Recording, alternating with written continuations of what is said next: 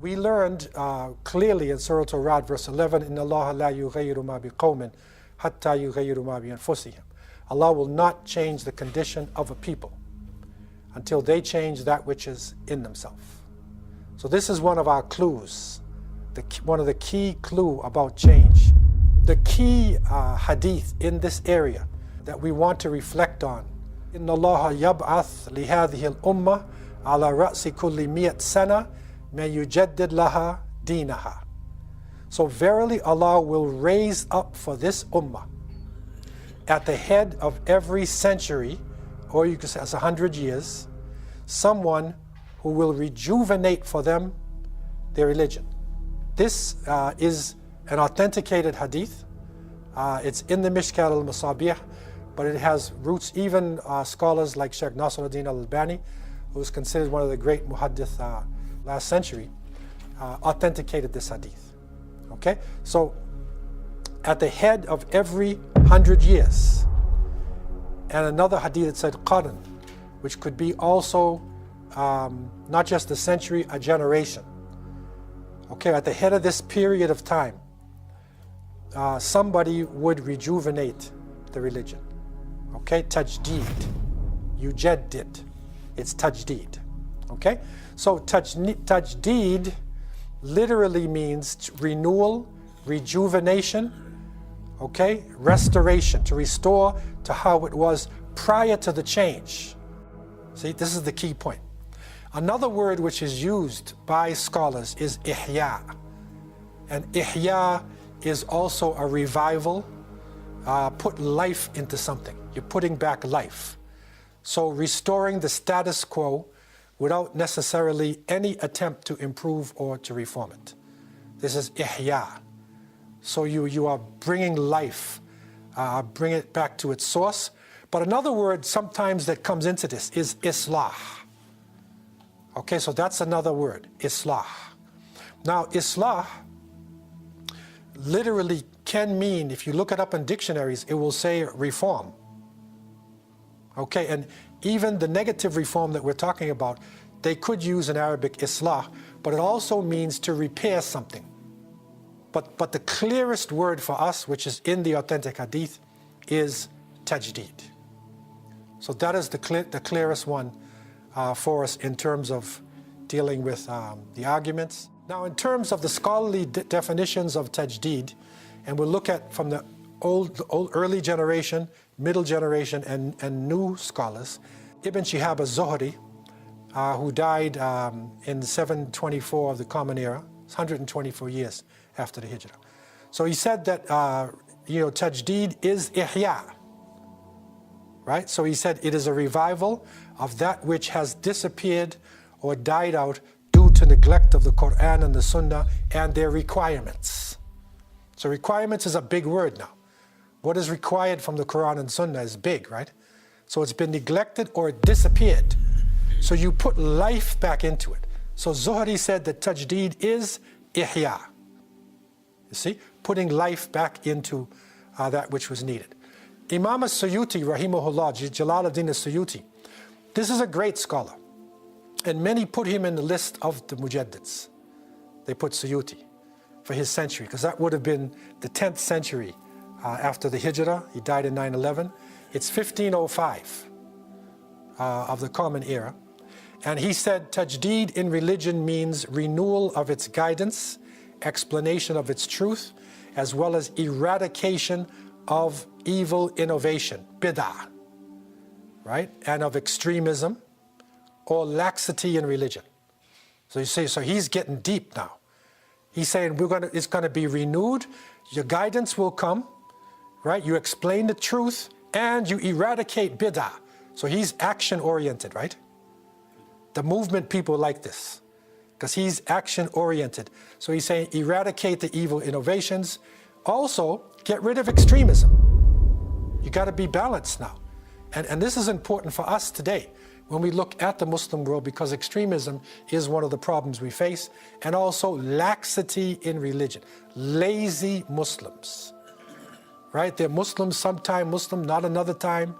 You know, they're lazy in their deen. So he also said tajdeed also means observance of people's benefits, right? Societal traditions, and the norms of civilization and Sharia.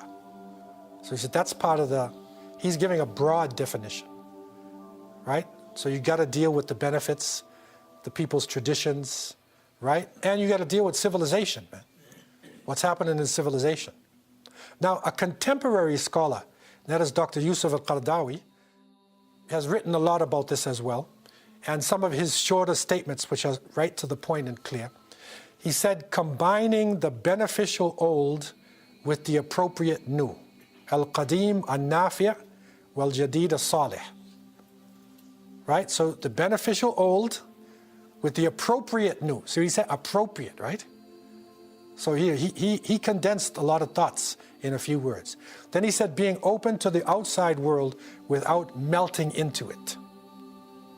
Okay, so you're open to the world, you're open to the West, but you don't get lost in the West. Okay? To rejuvenate the religion by the religion itself. So you use the deen to rejuvenate the deen, instead of using Marxism or Freud, or feminism or socialism to rejuvenate. And that's the fault that many people fell into. And when you have Islamic socialists and they took over the country, they may be bringing back justice for the poor, but the problem is Marxism and socialism has baggage to it. You say you're a socialist, you got a socialist theory on your back. And in that theory is godlessness. Most socialists do not believe in God. If you're a feminist, many Muslim women wanted change, rightfully so, especially in the 20th century, when Muslim countries had stagnated and women lost their rights, so they wanted change. But the problem was they saw the feminist movement in the West fighting for change. And they said, let's become Muslim feminists. Now you want rights for women, but when you say you're a feminist, you got baggage on your back. Because in feminist theory, they focus more on the individual rights than the family. And some feminists go as far as not even caring about men. They don't want a man at all. They're at war with men. They even believe they come from different planets, different mentalities completely. And that's a problem for a Muslim. So what the Shaykh is saying is, use the religion. You can find within the deen, if you study it, you will find something that you can rejuvenate. But the problem is people don't study into the deen itself to be able to rejuvenate it properly with the deen. Now, to go further now than we were, we want to look at the qualities of the Mujadid. Okay? Because remember now, it says, إن الله يبعث لهذه الأمة على رأس كل 100 سنة من يجدد لها دينها. Men, who? Now, every 100 years, now the word men can mean an individual, it could also mean a group, or it can mean a movement. So the Mujaddid does not necessarily have to be an individual. It could be a group of people working simultaneous together. It could be a movement, what we call an Islamic movement. So there's a certain ideology or approach to Islam taken up by people, and they're part of this tajdeed type of movement. Scholars also showed that you could have more than one Mujaddid in different parts of the world simultaneously. Because the Muslim world is so vast that what happens in the Indo-Pakistani subcontinent may be very much different than what happened in North Africa or West Africa. It's way different culture, although it's Islam, right? So you could have a Mujaddid reviving in West Africa and a Mujaddid reviving in India. Okay, so it doesn't necessarily have to be one person that everybody simultaneously in the Muslim world is following. Okay, so these are different concepts, but now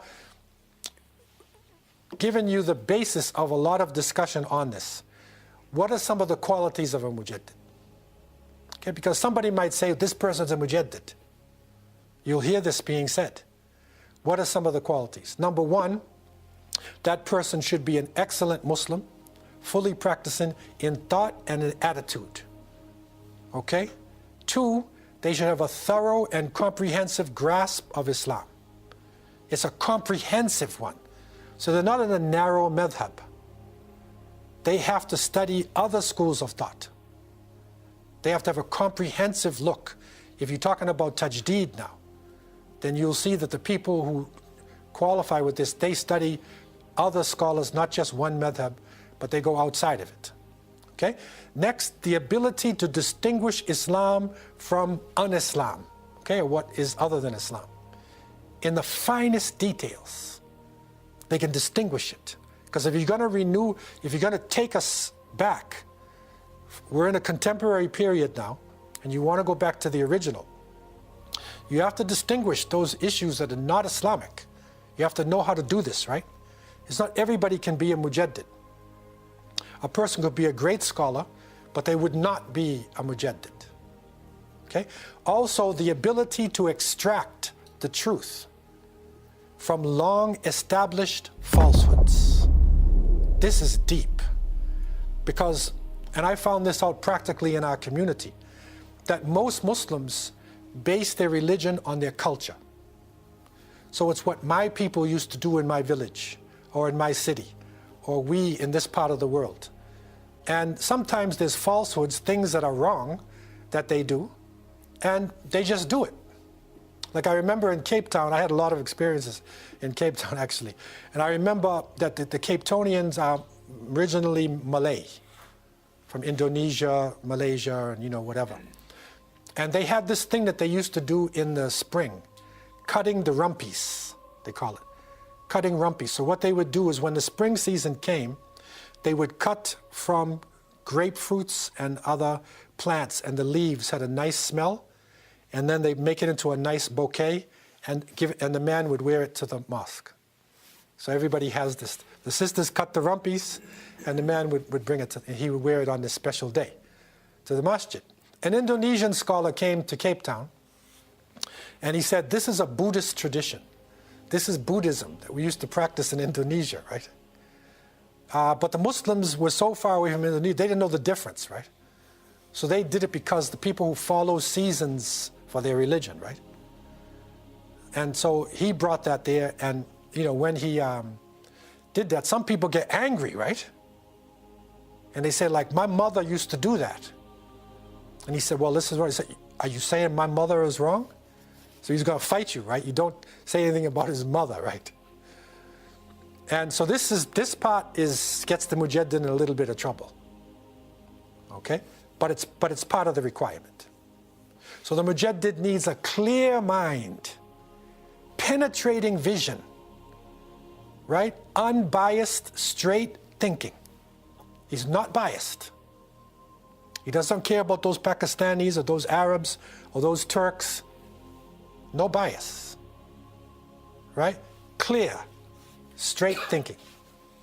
The ability to see the right path, clear of all extremes, and he keeps balance. So he stays on the straight path in his thinking, and he's balanced, right?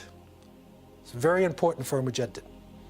The ability to think independently of contemporary and century-old social and other prejudices, right? Independent thinker. Now, here, the courage to fight against the evils of the time. The Mujadid has to have courage, because he's going to fight against whatever the evils are. And this is where the scholars look at the type of scholarly Mujadid, and that is competency in ijtihad and the work of reconstruction. Ijtihad is the ability to make a religious decision. That takes a lot to be a mujtahid. You have to have a comprehensive knowledge of the deen and the ability to make the decisions in the particular time zone or environment that you're in. Okay? And then, you see what he says? And the work of reconstruction. To reconstruct. Okay? Now, there's some misconceptions about a Mujadid. And Shaykh Taqiyuddin Usmani, many of you may have heard him from Pakistan. This is from some of his writings. This is important. He said a Mujaddid is not a formal designation like a prophet and a messenger. A prophet is chosen by Allah subhanahu wa ta'ala, or a messenger. Mujaddid is not a formal designation. Okay? It's only through his work that he is recognized as such. Okay? 2, a true Mujaddid does not claim to be a Mujaddid with certainty, nor does he invite others to believe in him as such. As I said before, if somebody comes to you and says, if somebody's saying he's the Mahdi, run the other way. Run from him, let me tell you. And Mujaddid, if somebody's claiming to be a Mujaddid, he's not a Mujaddid. 3, even if the majority of the Muslims is of the opinion a particular person is a Mujaddid, there is no religious obligation on others to believe in him as a Mujaddid. Okay? You benefit from the person. It's not an obligation. Okay, and this is a point in a place where he was coming from, India and Pakistan, where there's a lot of movements and groups, and they say, my Shaykh is the best one, and my one is a Mujaddid, so you must follow him, or you're not in Islam, or something like this. He said no, because it's not a designation like this. Okay? 4, the Mujaddid does not receive any authentic revelation from Allah, like a prophet, nor does he make such a claim. Now, he may get ilham, it's possible. It's not wahi. Wahi is revelation. Ilham would be like a dream, right? But if you have a righteous dream, you can't say it's true until it happens, right? It's got to happen. 5, it's not necessary that a Mujaddid knows himself to be a Mujaddid, let alone laying any claim to this effect. Okay? And next, a Mujaddid is not infallible in his sayings and acts like a prophet. His sayings and acts normally conform to the Islamic teachings, but they are not treated like the sayings and actions of a prophet. This is very important. Because when it comes to the religion, the prophets have isma. The Prophet ﷺ, if it's authentic hadith, then we believe it is he did not speak from himself, right? He is wahyun yuha, that Allah gave him this knowledge. Anybody else? Not treated like that. We benefit from the knowledge of this individual or this movement, but it is not treated in the same way. So these misconceptions are very important misconceptions. Of course, for those who are looking at tajdeed on the level of, ummah, the ummah and this individual who will rise up, this is a certain level, which we are actually in need of today, by the way. We could use somebody, who has this type of consciousness. Now, the concept of, remember the hadith, that this Mujaddid would come at the head of every 100 years, or a century, right? Now, one of the great scholars named Ibn Khaldun, rahimahullah, a great Tunisian scholar, he wrote a book. This is called the Muqaddimah. It's an introduction to the world history, the Muqaddimah. And this is a very important book in Islamic history. And in this Muqaddimah, he looked at society and he looked at change in society. Now, Ibn Khaldun is actually called and recognized even today as the father of sociology. Because sociology is the study of interactions of people. So he, as a historian, for the first time, didn't just look at history like string all these dates together. He looked at the relationship of people to each other and what comes out of it. And Ibn Khaldun has got a cyclical theory. He has a theory of a cycle. And he said the Muslim Ummah, and even all nations, sort of go through this cyclical change. He did this after studying Muslims, and he especially focused on Andalusia, on Spain and North Africa. He focused on this. And, but this is good for even other nations as well. And that is that the first generation that establishes a movement, say Islam is established in a certain area, they strive, they struggle, they give of themselves. Their children are with them. So the next generation coming up, that's maybe 20 years later or so, The next generation now, they're still striving and struggling, but they're not the original. They're it's a little softer because they sort of won the battle like. Okay, the next generation that comes, because the battle's won, they've consolidated themselves, and now they're in a palace. So the third generation is now living sort of a softer life, but because they're a third generation, they still can remember the founder. It's like 60 years later, or 80 years, they can remember the founder. But the fourth generation, unless there's a revival, unless there's tajdeed, then the fourth generation can literally turn around and go against what the original generation did.